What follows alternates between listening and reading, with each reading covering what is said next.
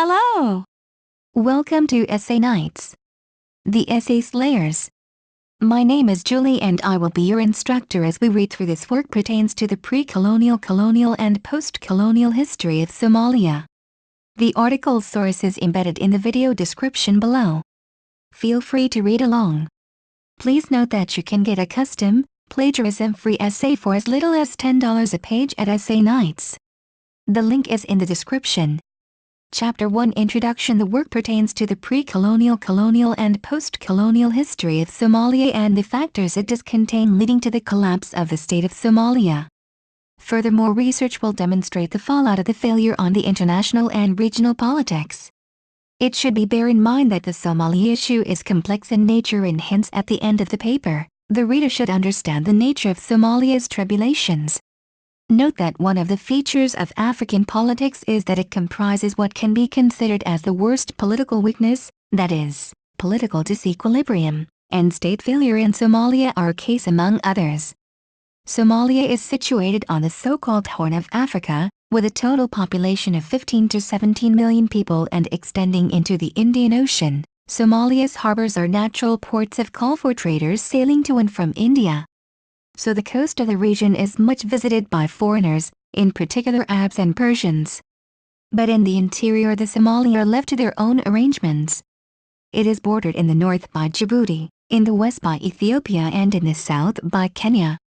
Chapter 1.1 Pre-colonial and colonial Somalia. By the early 1800s European interest begins to crop up in Somalia. The coasts were used as a coaling station for ships to India. Somalia was an important port of call on the Indian trade route, but its aridity and hostility fueled hesitation on the colonization issue. In the 1880s, France, Britain, Italy and Ethiopia competed for the Somali territory. The four competitors agreed among them and shared the land. The northern part were shared among French and British, now Djibouti and Eritrea, and the coastal regions were annexed by Italian Protectorate and Ethiopian. But their interests grew when the Suez Canal opened, creating tension between Italy and Ethiopia. The repercussions of this tension were felt in the Ogaden region found between Ethiopia and the coastal part of Somalia. An active Italian region, which was finally granted to the Ethiopians.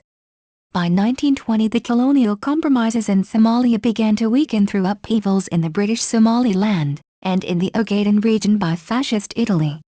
The World War II complicated the situation. As Italy violently acquired Eritrea, Ethiopia and Somalia, then known as the Italian East Africa, which surrounded British and French Somaliland. Somalia got into a situation of constant colonial change until its independence in 1960. Chapter 1.2 Post-independence Somalia and conflicts after independence. Somalia looked forward to reunite with three large Somali groups trapped in other states, in French Somaliland, in Ethiopia and in northern Kenya. As Kenya and Ethiopia were under the protection of the Western powers, Somalia turned towards the Soviet for help. But still Somalia kept a neutral stance in international affairs, but the scene changed when newly elected President Eagle was assassinated, 1969, and the accession to power by Syed Barre, who sided on the Soviet side. He devoted himself to a brutal Marxist dictatorship and hence opposing clan ideology and the clan system, which was an inherent part of the Somali culture. In 1977 Somalia attacked Ethiopian garrisons in the Ogaden, but his ally, that is the USSR, soon turned on the Ethiopian side and Ethiopia used Soviet support to take back the Ogaden in 1978. Having lost its ally and with thousands of refugees coming back, Somalia headed towards a deep abyss where it still lies. To understand the collapse of the Somali state is a complex issue, but as a sum up of the issue it can be said that it was due to both historical and cultural legacy. From a political point of view it can be said that during the 19th century, Somalia has been divided into 5 regions, namely, French Somaliland, Djibouti, British Somaliland, Italian Somaliland, Ethiopia, Ogaden, and the Kenyan Northern Frontier District. But since its independence in July 1960, the main objective of the nationalists was to reunite the whole territory, thing which was difficult as it implied conflicts with its neighborhood. Such ideology represents also a constant threat to all the countries concerned, that is, Djibouti, Ethiopia and Kenya. As a result, it weakened Somalia's regional economic development and its diplomatic relations. Culturally speaking, it can be seen that Somalia is a complex body made up of several clan and subclans of nomads and pastorals. However, the Somali believe that the clan system is their safeguard and protects them against foreigners. Nevertheless, this belief is more complicated than it can appear. Moreover, above all, they attach a deep affiliation to kinship and hence, for the Somali it can be summed up like the following: families against families in a clan, clan against clan in Somalia, and Somalia against the world. The conflicts among clan is due spilling hereditary lineage, and Syed Bar regime could maintain itself due to that Bar was able to play the game of rivalries between clans. Furthermore, it is to be noted that major armed political groups are clan-based. In the after effects of this disaster, guerrilla groups, clan-based, are formed in and around Somalia with the intention of bringing down Syed's repressive and centralizing regime. By 1988, the result was a full-scale civil war, resulting in the overthrow of Bar in 1991. He joined his own clan, becoming one warlord among many in this increasingly chaotic nation. In 1991, the faction controlling the former British Somaliland confuses matters by declaring its independence as the Republic of Somaliland.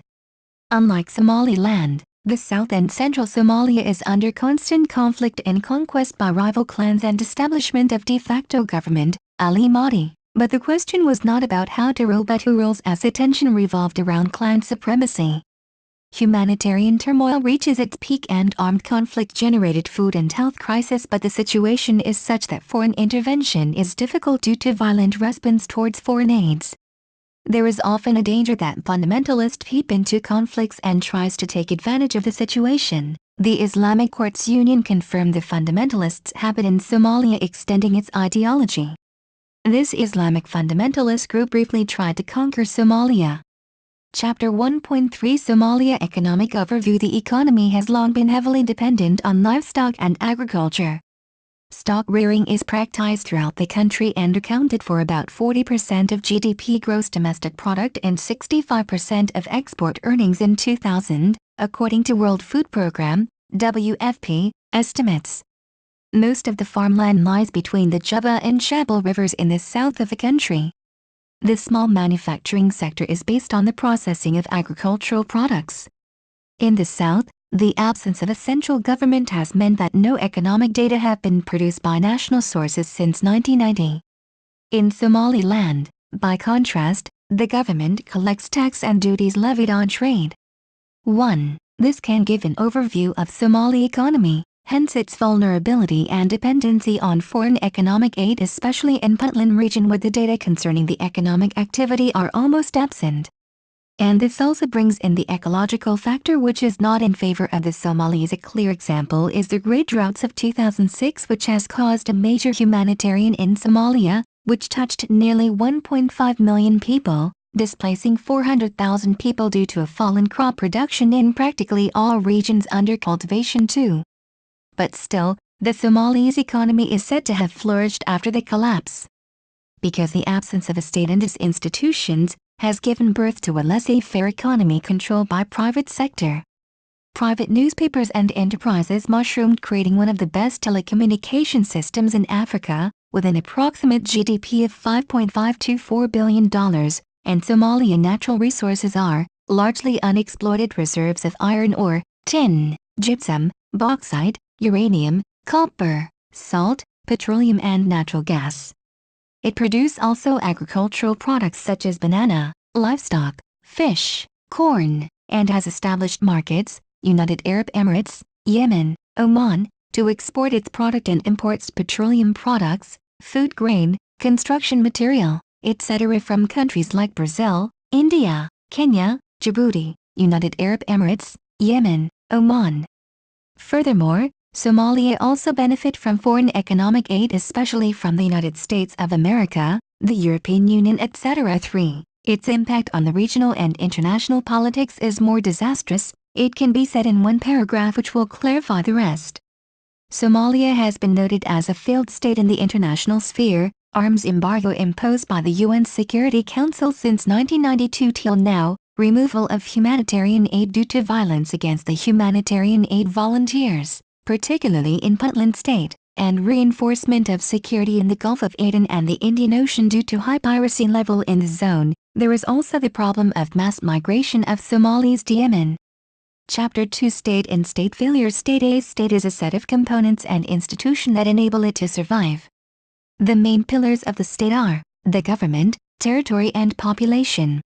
While population and territory are physical in nature, government is institutional and most important. Failing to establish one of the basic institutions, a country can be said to have failed. State's function can be classified as ideal state functions and real state functions. Ideal state functions are divided into social functions and economic functions. Social functions being controlling the people's fundamental rights and liberty, and economic functions being provision of goods and services and income redistribution. But the real state functions are different. They are divided into state natural functions, that is power and coercion, social functions, for example protection of rights and liberty, and economic functions that is limited to provision of goods and services. The state is presented as a tangible political entity. And the state has different characteristics, that is, sovereignty. Each state is sovereign, and that is what creates the contract between the states, prevents the interference of one state into another state's matter. Territory, land and sea defined by a boundary. Nation. The concept of nation is very important. Sometimes a nation leads to the creation of a state, and sometimes a state leads to the creation of a nation. Somalia is a state with one nation but divided through clans. The Somali society's features match with the features of a nation, that is same language, same culture, same religion, but different clans. Characteristics of a state are that it has also diplomatic recognition, internal organization and internal loyalty from the part of its population. 4. Chapter 2.1 Why a state? State has two sets of definition. The organizational definitions that define the state as a set of governmental institutions making rules, controlling and supervising different elements of the country. The functional definition depicts the state according to its social, economic, political and legal functions. The origins of the state dates back to the ancient civilization and the most antique form of state known as the Greek city-state, which evolved through time to give way to the modern nation-state. State is a common word nowadays. Members from each governing institutions claim that they can serve it and manipulate it. For instance, judges claim that they can discern its interests and politicians claim that they know how to run it. Liberals believe that the state should be a referee. Marxist sinister perception see the state as an instrument, and realists perceive the state as an elitist organization of manipulators. A broader definition would be that the state is mainly regrouping of all powers relations in society, which acts as an automatic machine supervising the legal, economic, political and social elements of a country. Diverse thinkers view the state differently, and below are the principal thinkers' view of the state. Therefore, all the definitions show that a state is important and needed. 2. Locke rejects any notion of subordination, and with it the relationship that it maintains in relations between men and relationships between men and inferior creatures.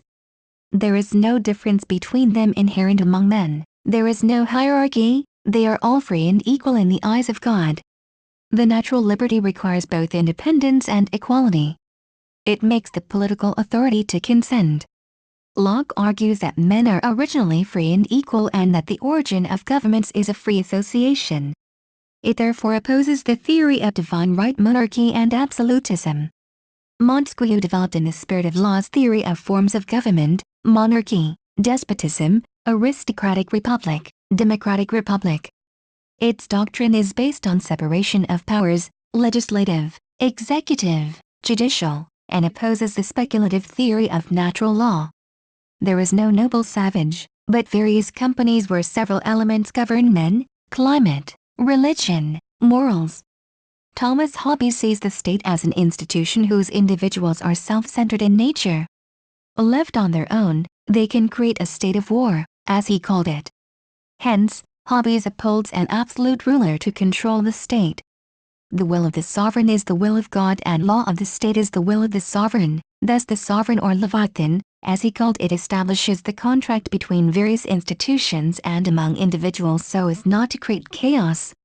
The ruler is above law, the Leviathan is the state.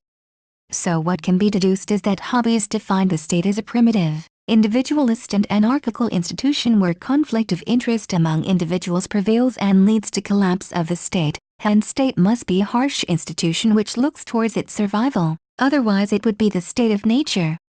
But Jean-Jacques Rousseau does not see the state as such. For him, the state and power is the evil that corrupts the good man. Rousseau corrects Hobbes by saying that it is state of nature is not just the removal of the governing body, it is also the removal of all societal features. That is culture, belief, religion and even understanding of one's own self. Therefore it can be deduced that according to Rousseau, the state is a set of societal features, that is culture, religion, belief, rational view of others and one's own self and governing institution. Marxist view the state as something totally different. The state is a product of society at a certain stage of development. It is the admission that this society has become entangled in an insoluble contradiction with itself, that it is cleft into irreconcilable antagonisms which it is powerless to dispel. But in order that these antagonisms, classes with conflicting economic interests, might not consume themselves and society in sterile struggle, a power seemingly standing above society became necessary for the purpose of moderating the conflict, of keeping it within the bounds of order. And this power, arisen out of society but placing itself above it, and increasingly alienating itself from it, is the state. 5. What Engels wants to explain is that the state is controlled by the economically dominant class, enabling it to maintain its control over the exploited classes. Although the state is usually the instrument of the economically dominant class, sometimes conflicting classes balance each other such that the state becomes somewhat independent. The state is part of the superstructure of society. Marx and Engels analyzed human society as divided into a material base and a superstructure that rests on it. The base is made up of the devices of production, machines, tools, and raw materials, the social classes, chiefly the exploiting and laboring classes, of the particular society, and the relations between these classes. The superstructure consists of political and cultural institutions, including the state, churches, schools, etc., as well as corresponding intellectual spheres, politics, religion, science, art, etc. The state is a major, if not the major, element of this superstructure as per the Marxists. As per principles of international law, a state is recognized and subject to international law only if it comprises of certain qualifications, that is, a permanent population, a defined territory, government, and capacity to enter into relations with other states. 6. Comparing these features to Somalia, it can be deduced that Somalia lacks two of these qualifications, that is, capacity to enter in relations with other states, and it has a weak government controlling limited territory. Therefore, Somalia is a state without its full managerial capacity, but still it is a sovereign state and is recognized as such by the international community, as defined by the Declaration on Principles of International Law. Elements B. Each state enjoys the right inherent in full sovereignty, and element C. Each state has the duty to respect the personality of other states. 7. Chapter 2.2 State failure. A state does not collapse one day or another. A state weakens, fails, and then collapse.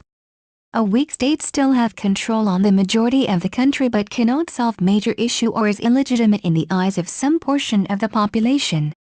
In fact, the strength of a state is judged on the level of obedience and legitimacy accorded to it by the nation. State failure is an unstable state experiencing civil war or invasion, then, the state collapse. This situation is the total paralysis of all institution of the state, that is, legal, economic, military and political. State failure is a sensible but tangible issue in Africa. Moreover, before defining state failure and its implication in Africa, first of all there must be a kind and close comprehension of the subject and its various facets. State failure is two words with various definitions, because circumstances and factors leading to state failure vary from one country to another. Before looking into the core subject, definitions of the word state is important. Moreover, the definitions of state also vary. State failure concerns essentially the interrelationship between models of authority, political control and institution building in a country. What makes Africa the appropriate model to examine state failure is that it has experienced shifts of government, that is, from colonial to post-colonial or from democracy to autocracy. The shift of power, from colonial to independent, has created political instability in most countries and in some state failure. In the case of Africa and particularly Somalia, when the term state failure is coined, it means that there is a failure to control and to promote human prospering.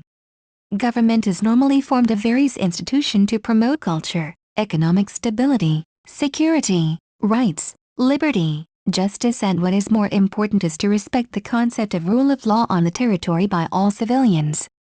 Hence these values are under the responsibility of a governing body which delegates the particular responsibilities to institutions like the Army, Supreme Court, ministries, police force, etc. in respect of the Constitution 8. There are some fixed and variable symptoms indicating a state collapse. Fixed symptoms being common symptoms present in all cases and variable symptoms being particular to the specific country. Examples of fixed symptoms are failure in the provision of national and international security and the preservation of order, failure in the implementation of the rule of law, no existence of institutions of political freedom, channels of commerce and communication, lack of provision of an economic institution to promote growth and prosperity, and no presence of basic services such as medical services, power, running water, and control of the environmental commons, and civil war.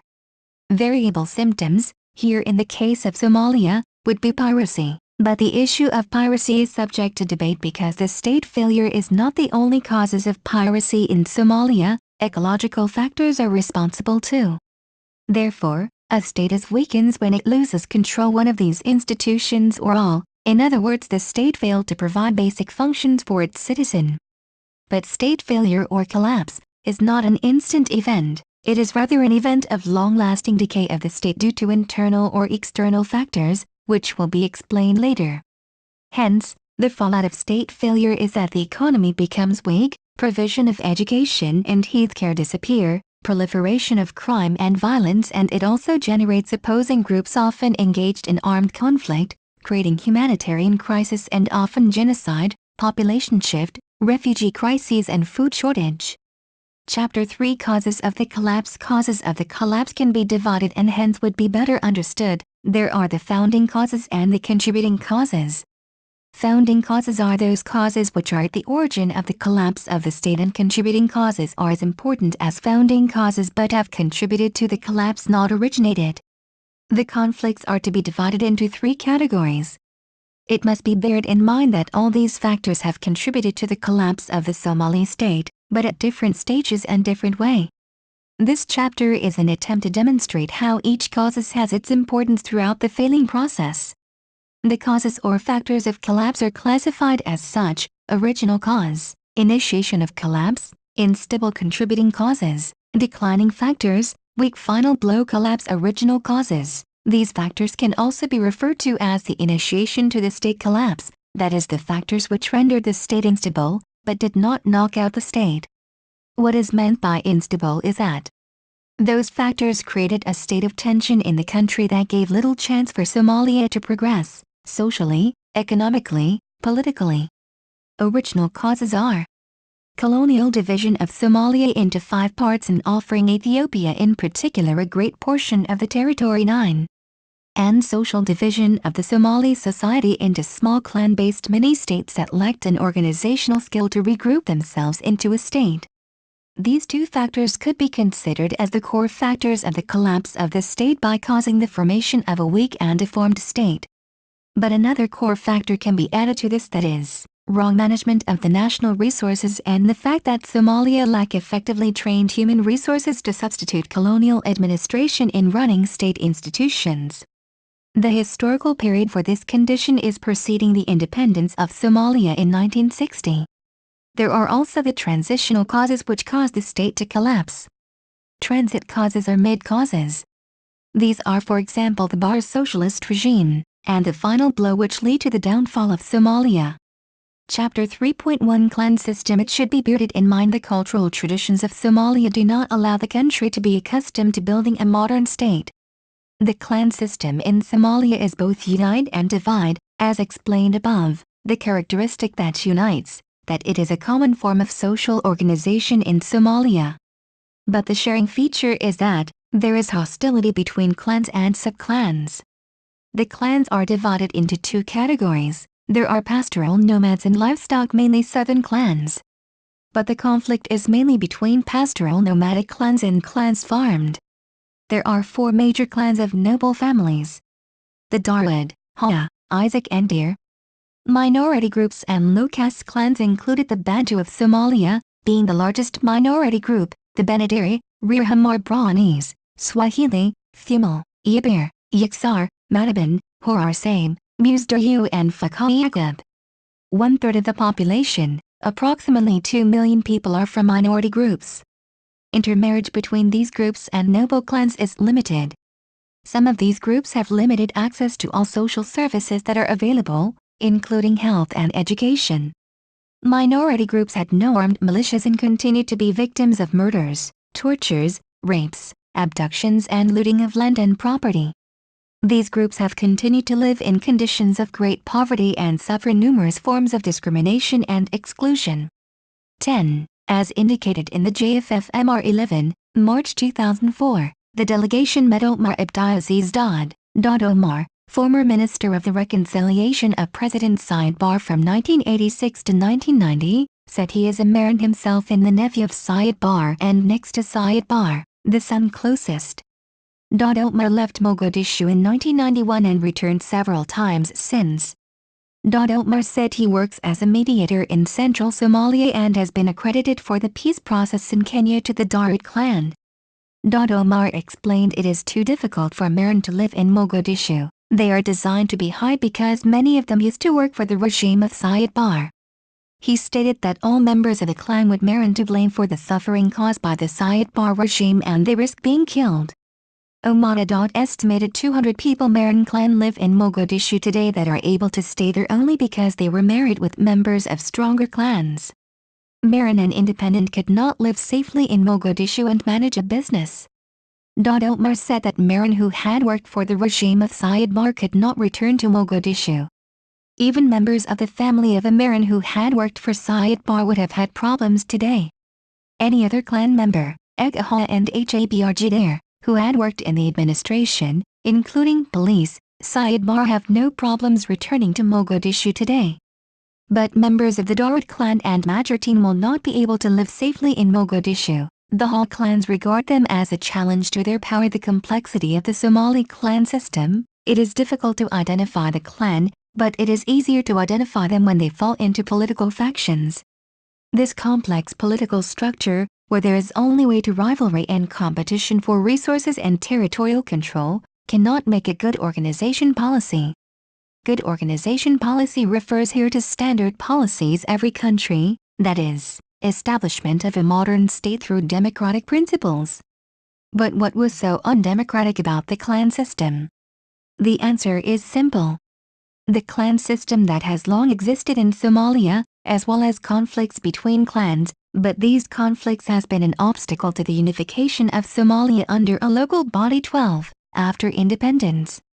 An obstacle to the unification of Somalia. That the issue of creating a modern state was another thing. It was more difficult with increasing conflict between the clan, where the modern nation-state was not the priority. The unification of the clans is paramount. But the intellectual elite chose the wrong option. They created the modern state in Somalia first and then tried to accommodate the clan. What followed was chaos. We cannot find details of Somalia without being troubled by the importance of clan in the Somali culture, and it is so omnipresent that it is causing the conflict in Somalia. What brings the clan system as a basic factor for the collapse of the state is that, as mentioned above, it is an integral part of Somali culture, and furthermore, it has generated the de facto state by clan rivalries on the basis of clan identity.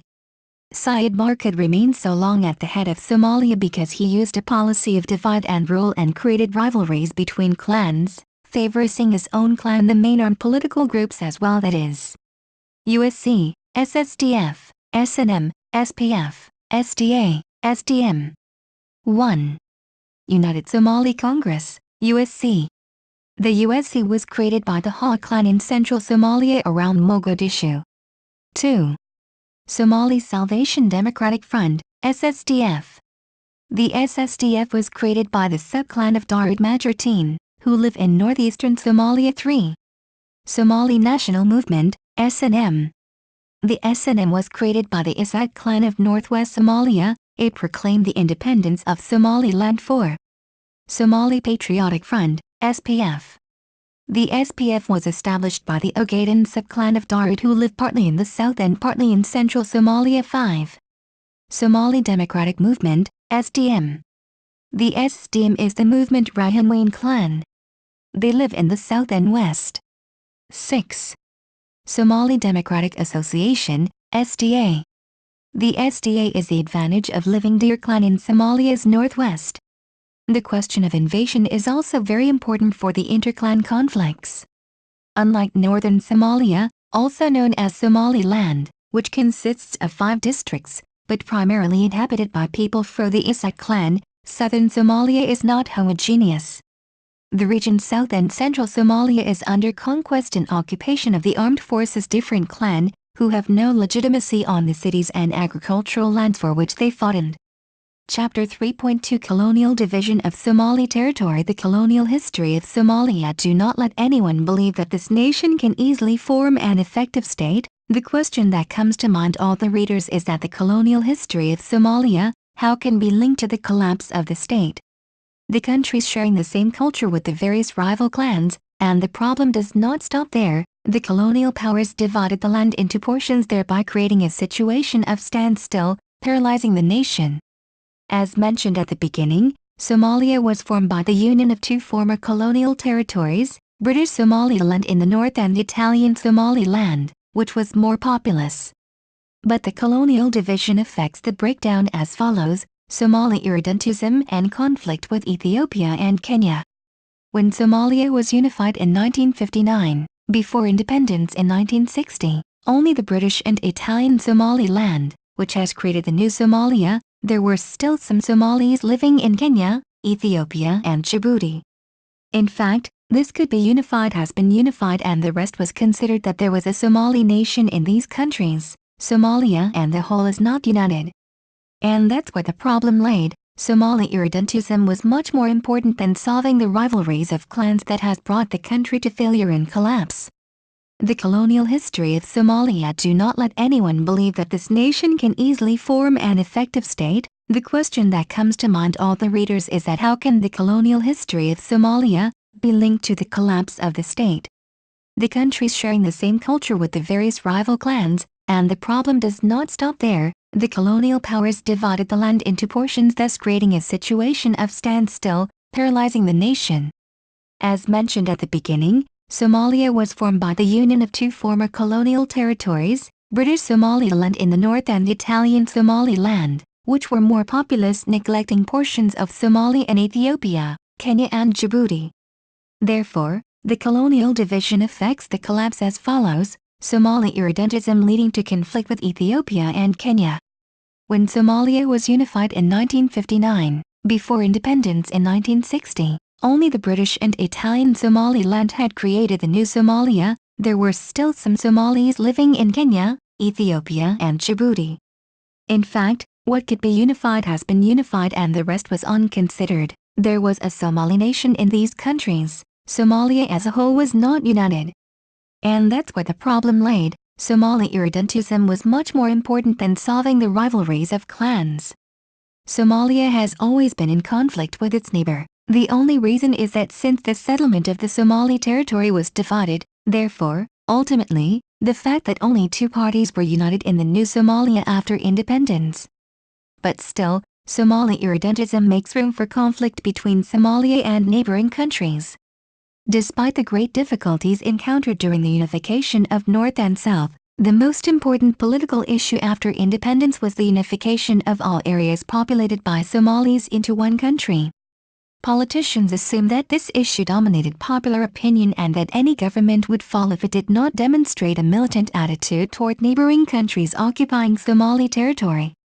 Obsession of the Greater Somalia shaped the character of institutions of newly formed and led to the accumulation of the Somali army and the war with Ethiopia and fighting in the northern frontier of Kenya.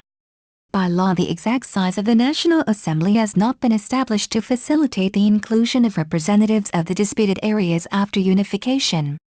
The national flag featured a 5-pointed star whose points are the areas claimed as part of the Somali nation, former Italian and British territories, the Ogaden, Djibouti and the NFT-13, in Kenya.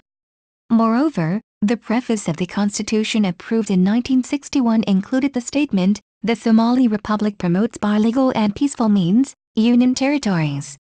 The Constitution also stipulates that all ethnic Somalis, wherever they lived, were citizens of the Republic. The Somalis did not claim sovereignty over adjacent territories, but demanded that Somalis living in them being granted the right to self-determination. During talks in London in 1961 on the future of Kenya, Somali representatives from the NFT demanded that Britain arrange for the separation of NFT before Kenya gained independence. The British government appointed a commission to determine popular opinion in the NFT on the question. His investigation showed that the separation of Kenya was almost unanimously supported by the Somalis and the nomadic pastoralists, the Oromo.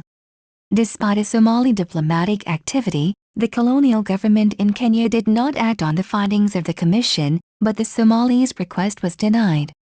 The denial of Somali claims led to growing hostility between the Kenyan government and Somalis in the NFT. Adapting easily to life or bandits, the Somalis conducted a revolutionary campaign against the police and the army for over 4 years between 1960 and 1964. The Somali government officially denied Kenya's accusations that the guerrillas were trained in Somalia, equipped with Soviet weapons, and directed from Mogadishu. But he could not deny that the Voice of Somalia has influenced the level of guerrilla activity through its broadcasts. Somalia refused to acknowledge in particular the validity of the Anglo-Ethiopian Treaty of 1954, recognizing Ethiopia's claim to the Hot 14, or, in general, the relevance of treaties defining the Somali-Ethiopian borders. The Somali stance was based on 3 points. First, that the agreements considered the treaties made with the clans that had been under British protection, and second, the Somalis were not consulted on the terms of treaties and in fact, had not been informed of their existence, and, thirdly, that these treaties violated the principle of self-determination. The incidents began to occur in the Hot within 6 months after the independence of Somalia. At first the incidents were confined to minor clashes between Ethiopian police and armed parties of Somali nomads, usually resulting from traditional provocations such as smuggling, theft of livestock, and collecting taxes, but not irredentist agitation. Their actual causes aside, these incidents tended to be viewed in Somalia as expressions of Somali nationalism. Hostilities grew steadily, eventually involving small-scale actions between Somali and Ethiopian forces armed along the border. In February 1964, armed conflict erupted along the Somali border. Ethiopian aircraft attacked targets in Somalia. Hostilities ended in April through the mediation of Sudan, acting under the auspices of the Organization of African Unity, OAU. Under the terms of the ceasefire, a joint commission was established to examine the causes of frontier incidents, and a demilitarized zone 10 to 15 kilometers wide was established on each side of the border. At least temporarily, further military confrontations were prevented. Ethiopia and Kenya concluded a mutual defense pact in 1964 in response to what both countries perceived as a continuing threat from Somalia. This pact was renewed in 1980 and again August 28, 1987, calling for coordination of the armed forces of both countries in case of attack by Somalia. Most members of the OAU were alienated by Somali irredentism and feared that if Somalia were successful in detaching the Somali-populated parts of Kenya and Ethiopia, the example might inspire their own restive minorities divided by frontiers imposed during the colonial period. This conflict over the territories is the result of colonization of the Somali territory and led a new state like Somalia to decline since its independence in 1960-15. Chapter 3.3 Lack of skilled human resources and economic underdevelopment. Another problem in Somalia is that there was a lack of trained human resources. Somalia has so many resources, yet the Somali authorities have focused too much on the external problem and you forgot to address the problem of underdevelopment and economic and benefit from foreign aid to developing countries. It was a lost opportunity for the Somali authorities to build the country and in the solid state. The resources of the country in the strategic point where it is located must have made Somalia one of the richest states in Africa. Economy overview stipulates that Somalia is one of the poorest and least developed countries. Somalia has few resources. In addition, much of the economy has been devastated by civil war. Agriculture is the largest sector, with livestock accounting for about 40% of GDP and about 65% of export earnings. Nomadic and semi-nomads, who depend on livestock for their livelihood, make up a large portion of the population. After livestock, bananas are the main export, products of sugar, sorghum, maize, and fish for the domestic market. The small industrial sector, based on processing of agricultural products, representing 10% of GDP, most installations have been closed due to civil war. GDP, power parity -$4 billion, 1998, GDP real growth rate, 8% GDP per capita, parity of purchasing power of $600, 1998, GDP by sector, agriculture 59%, industry, 10% services, 31%, 1995 est population below poverty line, 8% household income or consumption by percentage share, below 10% and 8% highest 10% and 8% inflation rate, consumer prices, and 8% labor force, 3.7 million, very few are skilled workers, 1993's labor force by occupation, agriculture, mostly pastoral nomadism. 71%, industry and services 29% unemployment rate, and 8% budget, revenues $NA expenditures, $NA, including capital expenditures of $NA industries, a few small industries, including sugar refining, textiles, petroleum refining, mostly off, industrial production growth rate, and 8% electricity production, 258 million kilowatt-hour, 1996, electricity production by source, fossil fuel, 100% hydro, 0% nuclear, 0 other, 0%, 1996, electricity consumption, 258 million kilowatt-hour, 1996, electricity exports, 0 kilowatt-hour, 1996, electricity imports, 0 kilowatt-hour, 1996, agriculture products, bananas, sorghum, corn, sugarcane, mangoes, sesame seeds, beans, cattle, sheep, goats, fish exports, 123 million, FOB, is. 1995, exports commodities, livestock, bananas, hides, fish, 1997, exports partners, Saudi Arabia 55%, Yemen 19%, Italy 11%, UAE, US, 1996 est imports, 60 million, FOB, is. 1995, imports commodities, manufactured goods, petroleum products, foodstuffs, construction materials, 1995, imports partners, Kenya 28%, Djibouti 21%, Brazil 6%, Pakistan, 1996 est external debt, $2.6 billion, 1996 est economic aid recipient, $191.5 million, 1995, currency, 1 Somali shilling, so. SH, equals 100 cents exchange rates, Somali shillings, so. SH, per US $1 to 2,620, January 1999, 7,500, November is. 1997, 7,000, was January 1996, 5,000, January 1, 1995, 2616, July 1, 1993, 4,200, December 1992. Note: the Republic of Somaliland, a self-declared independent country not recognized by any government, issues its own currency, the Somaliland shilling, so SH. 16. Another problem is that Somalia did not have intellectual elites to run the country. Out of a total population of 9,656,500, July 2001, only 24% are literate. 17. This can give an approximate on literacy in the 1960s. Thus, what is noteworthy is that the level of Somali literacy was very limited, less than 1/4 of the population. Some fled the country and other engaged in politics, military and private companies. The amount of resources available in the country could develop through foreign investment or local initiative, but the authorities have preferred to focus on the unification of the Somali nation overflowed the borders of neighboring countries rather than developing the economy.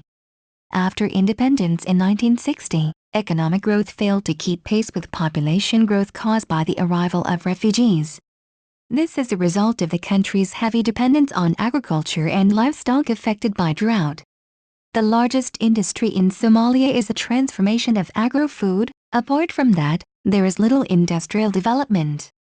Except for tin, the country's minerals are not developed, even though international companies have oil exploration. During the 1980s, devastating droughts, the Ogaden War with Ethiopia and the civil war that followed threw a failing economy in ruins.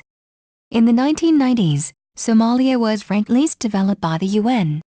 The external debt at the UN intervention was $1.9 billion, with repayments estimated at 120,130% of export earnings. The inflation rate has exceeded 80%.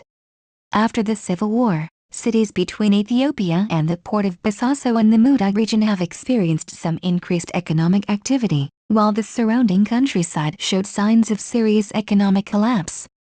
In the south, the economy collapsed following the war between clans. In the cities visited by an assessment team in September 1991, a number of economically active women are engaged in petty trading, often separated from their husbands or widows of war. Government employment, mostly men receiving, had disappeared. 18. Chapter 3.4 The Socialist Ideology and Siad Barre. In 1969, Major General Siad Barre, commander of the armed forces, seized power and established a socialist military dictatorship that lasted nearly 20 years. His government has suspended the democratic constitution, dissolved the National Assembly, broke up political parties. The civilian politicians have been arrested and detained for years. Social movements not sponsored by the government were banned. President Barre was supported by 25 members of the Supreme Revolutionary Council, SRC, of the Army and Police. In 1972 the government established a new constitution and formed a National Assembly, and creating a political system with no constitutional limits so that the members could exercise full executive power. The Barre government nationalized most of the industries, banks, insurance companies, and the press, has censored the media, foreign journalists were denied visas, and has created a cult of personality. For himself, people were to call him our father. A program of scientific socialism was created by Barre and, ultimately, management of the economy has fallen to government agencies. Advisors of Barre came from only 3 clans. His government has sometimes been referred to as MOD, Marihan, Okadani, Dalbrahanti. He favored his own clan and clans of his relatives, for example, Marihan clan, Siad Barre, Ogaden, the clan Siad Barre's mother, and Dalbrahanti, the clan of Siad Barre's son-in-law Colonel Ahmad Suleiman Abdullah, who headed the NSS. To control other clans, the Majeerteen in 1979, the Isaac in 1988, the Ha in 1989 to 1990, the regime became increasingly cruel and Barre declared war against tribalism. He dismantled the traditional institutions which settled the conflict. In 1973, he prohibited private social gatherings. Weddings and funerals have been refused, except in centers controlled by government. The frustration grew among the people and many of them have emigrated or turned to violence. During the 1970s and early 1980s, the United States, the Soviet Union and Cuba were competing for control in the Horn of Africa due to its proximity to the Middle East. Initially, the Soviet Union and East Germany supported the Barre regime scientific socialist. However, when a Marxist government took control of Ethiopia, the United States withdrew from Somalia and the USSR intervened to support Ethiopia during the Ogaden War. Angered by this measure, Barre threw the Soviet military advisors out, and closed Soviet military installations in the country, and started seeking aid and military support from the West. To ensure the security of oil supplies in the Gulf, the United States has improved their relations with Somalia, took over the Soviet base at Berbera in 1980, and discussed the settings of U.S. Central Command military installations in Somalia. Rivalry between the superpowers supplied arms to groups in the region, provoking regional conflicts. The per capita consumption of arms was higher than in any other part of Africa despite its oppressive regime. Bar had many positive accomplishments, included the creation of more than 25 factories of mass production, including processing facilities of sugar cane, the first house of meat processing for local consumption and export markets, in addition to numerous other successful attempts at industrialization. The president has chaired numerous decisions and has shown a personal interest in the projects he initiated. For some, the Bar government resolved the long-standing problem of writing system used to represent the Somali language, a problem that previous governments have been unable to resolve in terms of deciding what alphabet should be used. For practical reasons, Bar chose Latin on the Arabic script. Another notable massive campaign of public service by the Bar government participated in the resettlement of victims of drought in northern Somalia. These new settlements were known as collective settlements. The transplanted families were introduced to agriculture and changed their lifestyle of traditional pastoral livestock. Another project long-term public was personally committed to the president's efforts in building a civil society, and the Shalembot 19 sand dune stop. Every weekend, scores of agricultural and environmental engineers and thousands of ordinary citizens have volunteered to plant trees, shrubs and push the sand dunes that had been creeping into farmland. Bar has done well, and he was going to build a better Somalia, but it failed because of two things: its Cold War strategy. It would have been better if he had remained neutral, rather than seeking help to blocks, favoritism of his clan. As far as socialism was concerned, it was no big deal because it would surely lead to the fall of Bar, but not Somalia along with him. 20. Chapter 3.5 War with Ethiopia and Civil War. The between Somalia and Ethiopia is not something new in the region. For centuries there has been tension between those two nations, but the conflict grew bigger after the independence of Somalia because of the Ogaden, which both countries claim that it is theirs. Conflict in the Horn of Africa can be traced as far as the European fought for African territories in the 19th centuries.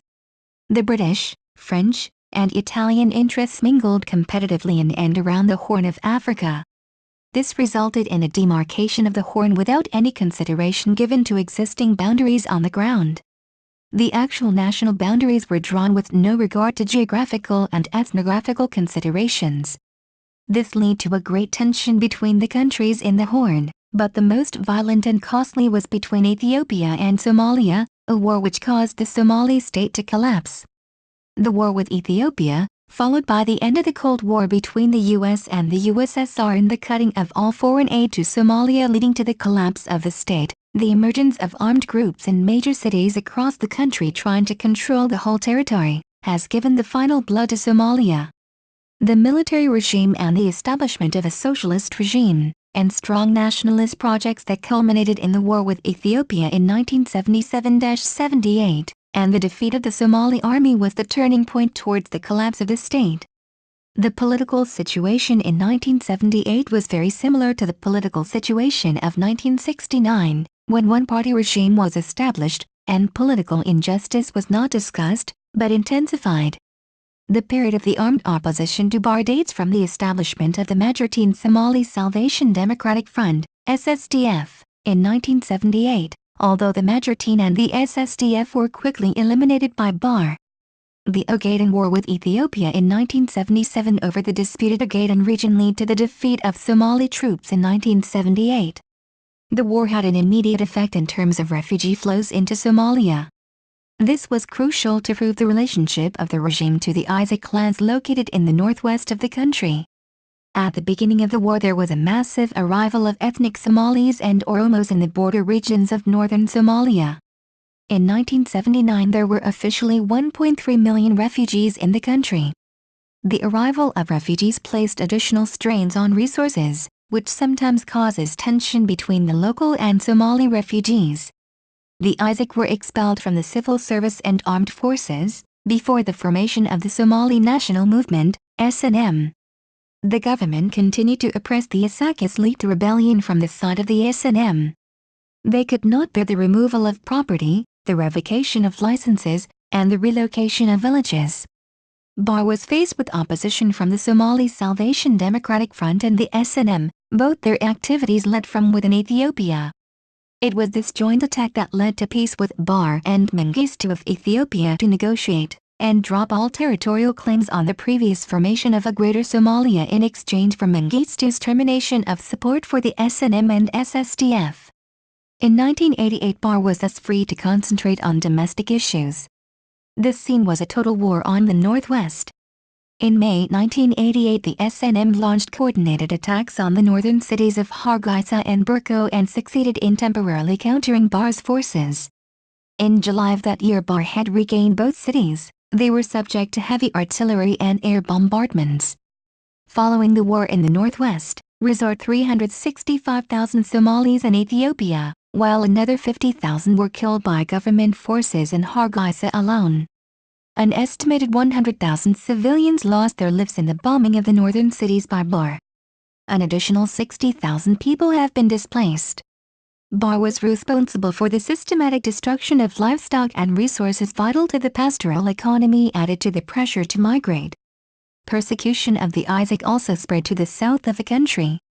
While the SNM was recovering from this attack, the Haa, and the most powerful clan in the south, was the founder of the United Somali Congress, USC. This quickly split into two factions. Ogaden refugees in Hargeisa, which Barre already used against the SNM, formed their own Somali Patriotic Movement, SPM, which was also against the regime. By then, the Cold War ended and the superpowers had no reason to invest in proxy war. Then foreign aid flew away from Somalia, Barre was weakened and ousted from the country, and the state fell apart, in the hands of armed groups, clan-based movements. 21. Chapter 3.6 IMF and World Bank policy. Some other observers attribute the collapse to a weakened state caused by the World Bank and the International Monetary Fund, IMF. In the 1980s, the IMF and the World Bank developed a major concern about development of the third world countries. Emphasis was laid in the African states, and Somalia was among them. The famous Structural Adjustment Program, SAP, was introduced in Somalia. The SAP concentrated on the banana production, and most economists praised the achievements of the SAP in Somalia. Observers like A9AYTZ35A3 noticed that the value Somali shilling on international market was being kept low. Samatar also drafted some points where the measures failed and weakened the Somali economy. The SAP did create a growth in the banana industry, but the main beneficiaries were foreign investors who were working in the fields, therefore cheap labor. 75% of the banana exportation earning were realized by overseas investors, hence very little reinvestment fund were input in Somalia. Samatar's main idea was that the SAP had further destroyed the economy through the impoverishment of the local industry to the benefits of the foreign investors. But the IMF and the World Bank is not the main or a great reason for the collapse of the Somali state. The state was already facing turmoil and was weak since its independence. The SAP has only contributed to the weakening economy. Chapter 4 Effects of the Collapse on Somalia and Regional Politics. On the 19th January 1991, the United Somali Congress, USC, under the rule of General Mohammed Farah Aidid, ousted Siad Barre. Factions continued to fight for control, contributing to the downfall of Somalia. Fearing that the Southerners might debar them from power, the Northerners declared the Republic of Somaliland independent on May 18, 1991. With Abd al-Rahman Ahmad Ali Tur from the SNM, Somali National Movement, as president. In the same year, Djibouti organized a national reconciliation conference, and pushed for an interim government. One of the leaders of the USC, Mohammed Ali Mahdi, was chosen as president. This created opposition on the USC side. Aidid wanted power, and finally in August of the same year Mahdi accessed the position of president. His task was to reconstruct the country, build a national army, and to end war. But the Djibouti agreement was not respected, as full-scale rivalry came between the two USC factions as Aidid tried to overthrow Mahdi in November 1991 by taking Mogadishu as battleground. Leadership and administrative control were exercised by local elders, but varied with the clan ruling the area, as the shift of power was frequent and violent. Somalia has undertaken a downfall and finally collapsed. Armed factions have taken over the country, especially in the Puntland region and southern region, while the northern seceded Somaliland seems to be more peaceful. But the complete chaos which normally follows a collapse appears to be absent in some aspects of the Somali territory. In fact, according to some observations, Somalia has raised its standard of living those stateless. After the collapse and the retreat of the United Nations in 1995, many warlords tried to form a government in several parts of Somalia, but they were not successful. Though Somalia lacked a central government, some parts of the country have declared their independence, like Somaliland and Puntland. These internationally unrecognized states provide some services to the population. The nature of their international illegitimacy is that they have formed a clan-based government, which is far from the perception of government by the Western states. The situation after the collapse and the relative peace, the economy has recovered. Civil war and droughts has caused more trouble to the economy than collapse of the state institutions. The absence of government has improved the economic situation better than under Barre's repressive regime. There are some factions who control tax and trade but better than the pre-1991 period. This is to say that Somalia economy is relatively better than the pre-1991 period. Hence anarchy brought order to some extent in the country. The pastoral sector, which was oppressed by the government, can now trade more easily in that without governmental interference and oppression. And it can be said that the pastoral sector has known some improvements after state collapse. The volume of sales quadrupled from 1989 to 1998. In the north, animal trade from Somalia and neighboring landlocked Ethiopia flows to northern Somali ports for export. The two northern ports of Bosaso and Berbera exported nearly 3 million head of goat and sheep in 1999, accounting for 95% of all goat and 52% of all sheep exports for East Africa. Overall, the volume of trade in sheep and goats in Somaliland and Puntland was greater in 1999 than when the regions were governed by a single national government. In fact, Somaliland is the leading exporter of livestock from Eastern African nations. In 2002, Somalia as a whole exported more than 480 million metric tons of agricultural products and more than 180 million metric tons of livestock. 24. After the collapse, doing business was dangerous in the Somali cities. Due to violence, where peace has been achieved, there has been flourishing foreign investment. Italian agribusiness companies, the US-based Fruit Incorporated has invested in the agricultural sector. DHL, Coca-Cola, British Airways, are among other companies who have invested in the Somali economy. Even Somali medias have affiliated themselves with the British Broadcasting Corporation, BBC. Cities like Boroma in Awdal, Somaliland, has been able to maintain peace and business activities without a state. Amount University 2006. Boroma illustrates that a large city with a variety of businesses can exist without a national government. The fact that international companies are willing to do business in stateless Somalia is also encouraging. 25. Observers of the UNDP, UNICEF, UNESCO, World Bank, showed that on different ground, Somalia was either at the same level or better than its neighbors and some West African states. For instance, comparing Somalia with its neighbors on the amount of people living with less than $1 and telephone facilities, Somalia has an outstanding position. Although some observers paint a dull picture of Somalia after the collapse, it has been proven that on 18 indicators, Somalia has improved in 13 of them. Since the collapse, only adult literacy and school enrollment declined. But it must be noted that data collection is difficult on the Somali territory, as only the Somaliland can give relatively proper data, whereas Puntland and the anarchical violent southern Somalia provides only approximate data. What happened in Somalia is just politically it lost its governmental institutions and thus there is no order in the way politics is established. Since 1991 there was no Somali government. Somaliland, Isaac-dominated territory, broke on the 18th May 1991, and Puntland, supporter of the Transitional National Government, TNG, unlike Somaliland, broke in 1998, broke away and claimed their independence, thus establishing regional unrecognized governments. As the north and the central part were under regional government, the remaining of the country was controlled by warlords and ruled by violence.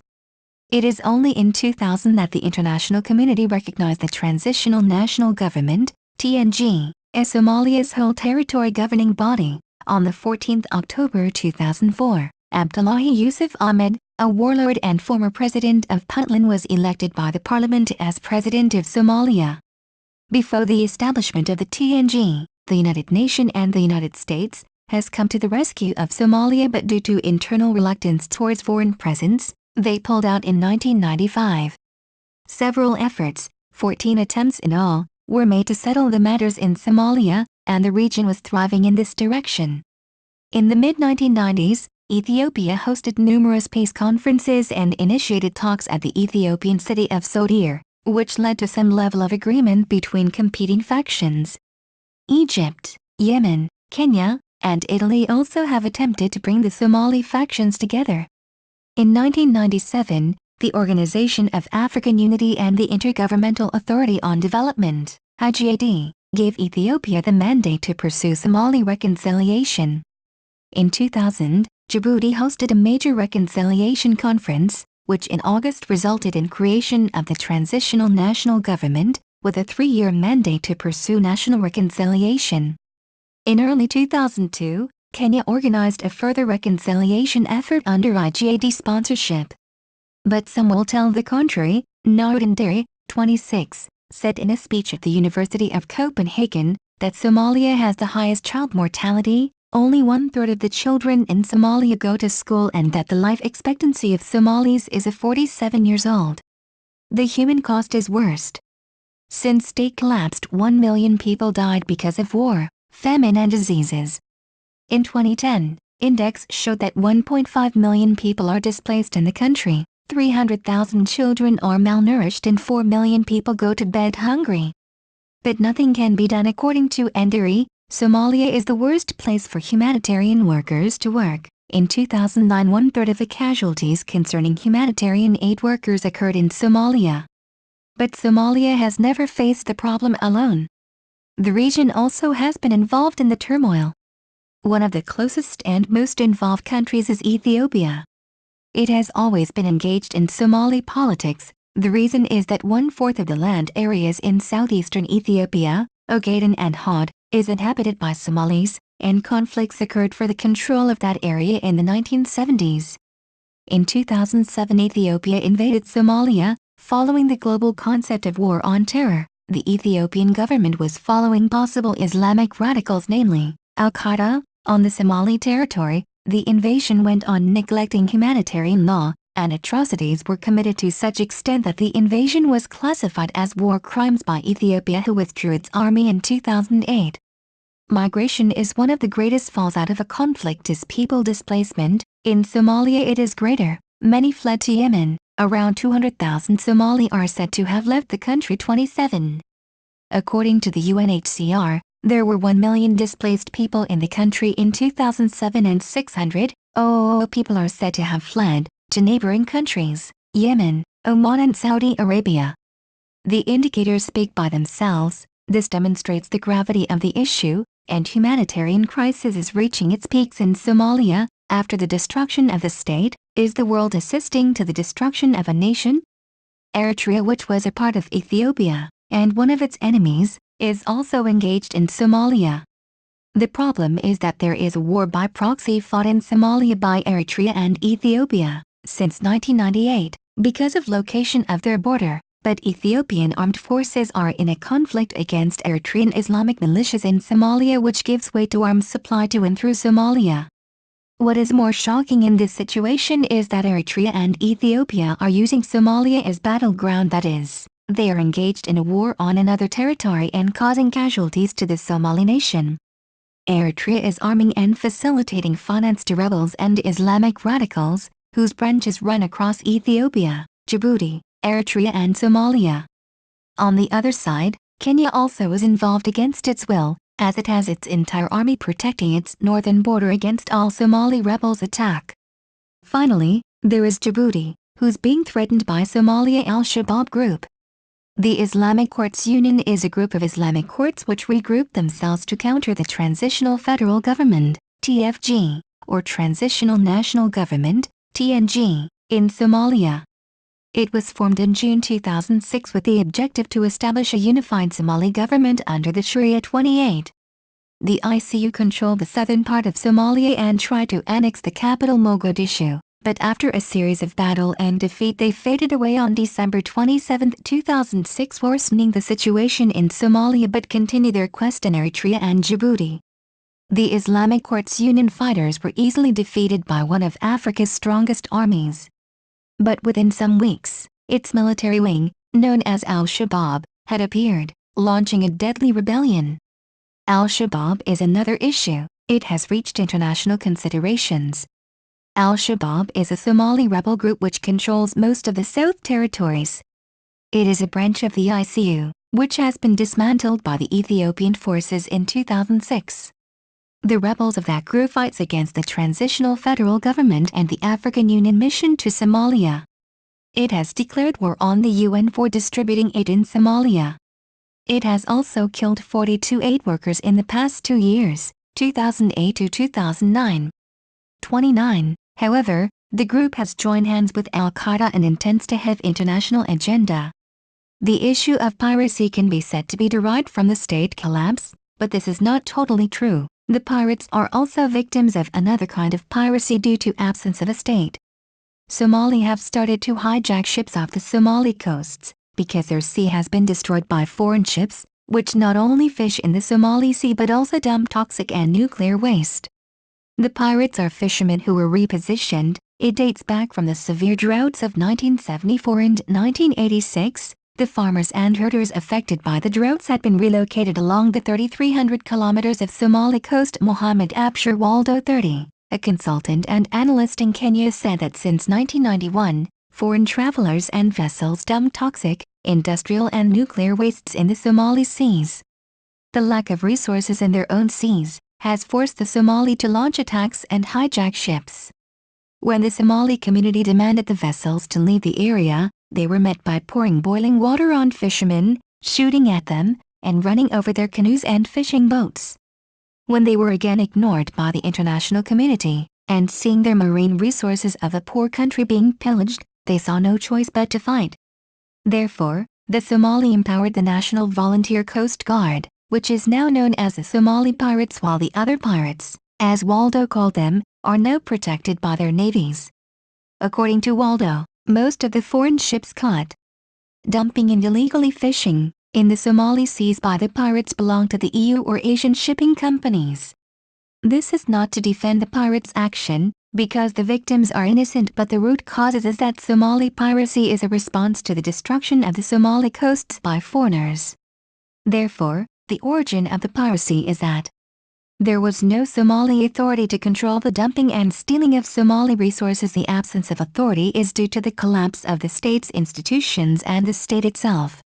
There it can be concluded that the only connection between piracy and the collapse is that there was no state to protect the fishermen who turned into pirates.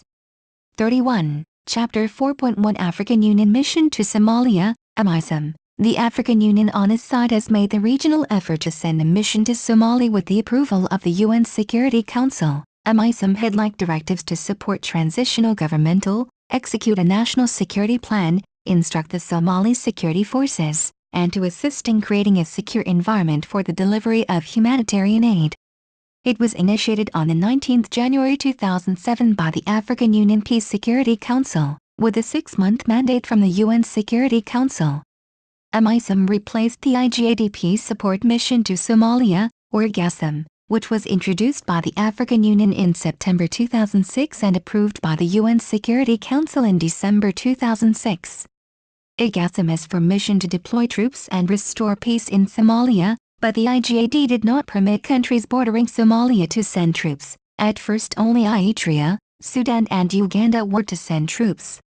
The only threat was the Islamic Courts Union, ICU. The group has threatened to launch attacks against foreign troops and the Somali TNG. But after the defeat of the ICU, countries outside the IGAD were asked for help. Malawi sent 1,200 troops, Nigeria 1,100, Burundi 1,000, and Tanzania offered to train Somali troops.